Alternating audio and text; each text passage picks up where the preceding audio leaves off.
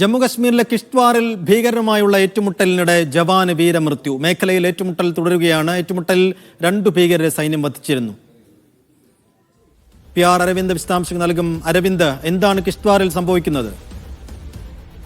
ഇന്ന് രാവിലെ മുതലാണ് കിഷ്ത്വാറിൽ ഭീകരരും സുരക്ഷാ സേനയും തമ്മിൽ ഏറ്റുമുട്ടൽ നടന്നത്. 2 ഭീകരരെ സുരക്ഷാ സേന വധിക്കുകയും ചെയ്തിരുന്നു. പക്ഷേ ഇപ്പോൾ ഒരു ദുഃഖകരമായ വാർത്ത അവിടെ നിന്ന് വരികയാണ്. ഈ ഏറ്റുമുട്ടലിൽ ഒരു സൈനികൻ വീരമൃത്യു വരിച്ചിരിക്കുകയാണ്. എന്തായാലും മേഖലയിൽ ശക്തമായ ഏറ്റുമുട്ടൽ പുരോഗമിക്കുന്നു എന്ന് തന്നെ സൈന്യം ഇപ്പോൾ അറിയിക്കുകയാണ്. കാരണം ഈ മേഖലയിൽ 2 ഭീകരർ കൂടി ഒളിച്ചിരിക്കുന്നു എന്ന വിവരമാണ് സൈന്യത്തിനുള്ളത്.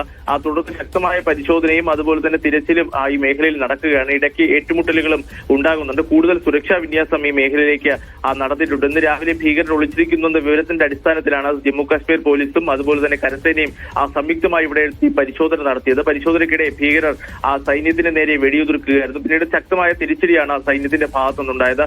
ഈ ഭീകരരുടെ ആക്രമണത്തിലാണ് സൈനികന് പരിക്കേറ്റുകയും പിന്നാലെ ആശുപത്രിയിൽ എത്തിച്ചെങ്കിലും അദ്ദേഹത്തിന് ജീവൻ നഷ്ടമാവുകയും ചെയ്തത്. 2 സൈനികർക്ക് പരിക്കേറ്റതായുള്ള റിപ്പോർട്ടുകൾ കൂടി അവിടെ നിന്ന് പുറത്തു വരുന്നു. എന്തായാലും ഏറ്റുമുട്ടൽ ഇപ്പോഴും ഈ മേഖലയിൽ പുരോഗമിക്കുകയാണ്.